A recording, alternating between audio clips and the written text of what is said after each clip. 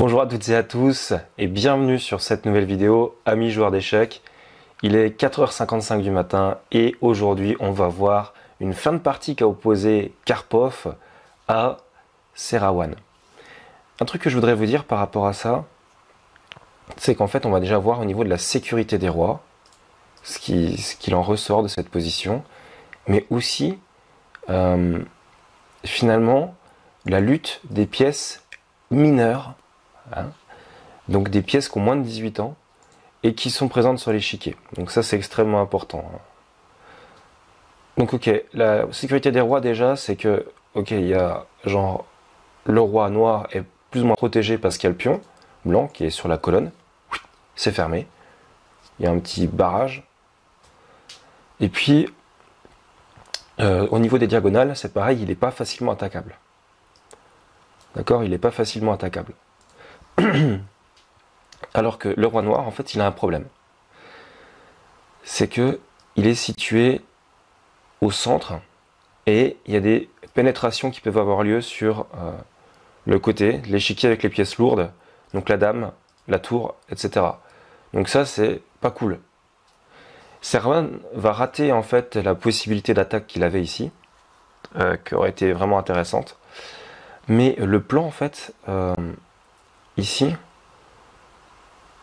c'est que si vous regardez, il y a une lutte de pièces mineures et le cavalier est supérieur en fait au fou. Alors déjà, qu'est-ce qu'on peut dire? C'est que le cavalier il est situé dans le camp adverse. Donc déjà, il est sur une case faible. Et pas sur un avant-poste, comme je peux l'entendre. Un avant-poste, c'est quand un pion peut pousser pour l'attaquer. Là, il est vraiment sur une case faible adverse. Donc il ne peut pas être chassé. Il ne peut pas être échangé non plus parce que tout simplement, il n'y a pas de fou de case blanche du côté des blancs. Alors que si on regarde le fou noir, c'est un mauvais fou, puisque c'est un fou qui est cantonné à la défense, premièrement, bon, qui attaque un petit peu aussi le pion A7, mais qui est surtout de la couleur en fait des pions centraux. Donc c'est un mauvais fou. Mauvais fou. Tout ça mis bout à bout, en fait, on se rend compte que l'évaluation de la position, elle est clairement en faveur des noirs. Et ici, il faut essayer de rentrer dans la position avec l'exploitation finalement de la colonne ouverte, en amenant d'abord la dame donc sur la case A8. On continue de protéger ici quand même avec la tour. Et ensuite de faire tour échec. Et tour échec en fait ça va forcer le recul du dragon sur E2. Et en fait, une fois qu'il vient sur E2, on a dame H5 et on rentre avec les deux pièces lourdes ici. On remet échec. Il ne peut pas parer l'échec avec la dame. Lui, il est sur case noire. Nous, on va rentrer sur case blanche. Et ensuite, on va pouvoir faire un plan tout simple avec tour échec ici, quand le roi sera là. Et comme on a la dame qui est avec la tour, comme les deux sont en singularité, en symbiose, en harmonie, on va pouvoir essayer de gratter la dame blanche avec tout simplement un clouage. Donc c'est la grande idée ici qui aurait certainement pu être déterminante pour gagner la partie du côté de Serawan, mais qu'il va malheureusement rater ici tout simplement.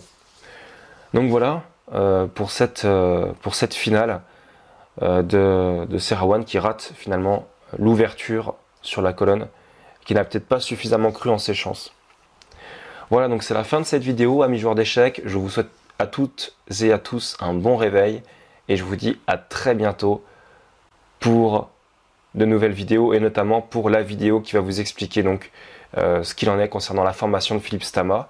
Mais déjà, ce que je peux vous dire, parce qu'on m'avait posé plusieurs questions par rapport à ça, en termes de durée, la formation, si je prends juste les modules de série en fait de positions, donc les 50 positions, l'analyse des 50 positions prend à peu près 5 heures. Il y a à peu près 5 heures de temps d'analyse en fait. Donc voilà, déjà la première question par rapport à ça, c'est 5 heures. Voilà. Après, je ne sais pas si vous avez d'autres questions. Si vous avez d'autres questions, laissez-les en commentaire et j'y répondrai dans une prochaine vidéo vraiment beaucoup plus complète. Voilà. Donc je vous dis à très bientôt, portez-vous bien et je vous souhaite une bonne journée bien ensoleillée, enfin j'espère en tout cas. Ciao ciao.